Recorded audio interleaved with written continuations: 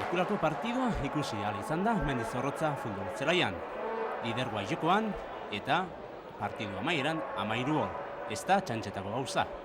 Gauza, benetan historikoa. Jendean hitz hurbildu da futbol zelaira partidua ikusteko asmotan. Derbi berezia jokatu aurretik, talde biak partidurik galdu gabe zeuden. Gauzak ondo hasi dira gazistarrentzat. 5. minutuan, Mojiko barneratu da areara eta Castillejok modu horretan saretara bidali du baloia. Bat eta utz, eta Txutxi Aranguren taldea markagailuan aurretik.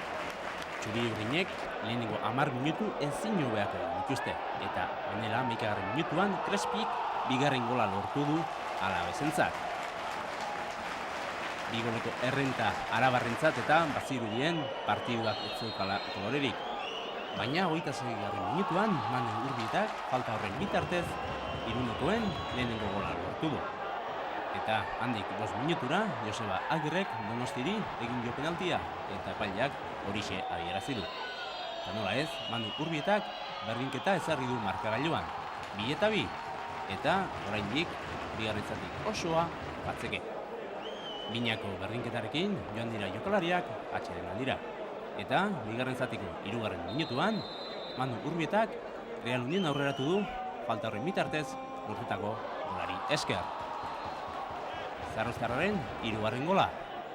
Baina Gonzalo Arconadaren mutilen pozak ez du asko iraun. 3 minutu beranduago Iruretak bere atean sartu baitu gola. Benetan zorte txarra izan du Real Unionek. Iruna markagailuan eta gasteiztarrak aurrerik joan dira. Eta modu horretan Serranok 4 eta 3 ezarri du markagailuan. Jokalari kataluniarra sinestu ezinik eta bera bezala ikusleak ere. Gipuzkoarrak gorrontzu joan dira eta 70. minutuan Galbok 4 ezarri du markagailuan. Gipuzkoarrak benetan erakutsi dute dibisioko talde onenetarikoa dela Alabesekin batera. 5 minutu beranduago, Irunekoak aurretik jarri dira markagailuan. Rubiok modu zoragarri horretan jarri du markagailuan 4-5. Ordu laurden falta zen partidua bukatzeko.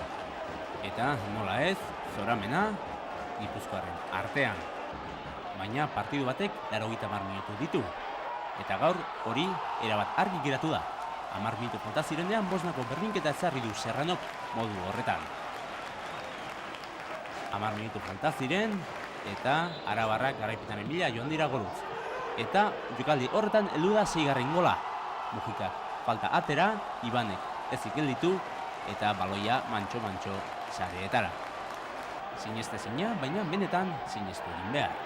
Eta partida bukatzeko 10 minutu falta zirenean, Serranok 7 eta 5 ezarri du markagailuan. Serranok gaur 3 gol lortu ditu. Guztira 13 gol partidu honetan. Azkena 8. Arazo tekniko batzuengatik ezin izan dugu jasa. Azkenean 8 eta 5 eta partidu benetan historikoa. Urteak pasa beharko dira, unerako beste emaitza bat errepikatzeko. Gaur argi geratu da gauza bat, Alabes eta Real Union dibisioko talderik onenak direla. Ikusleek txalo artean agurtu dituzte bi taldeko jokalariak.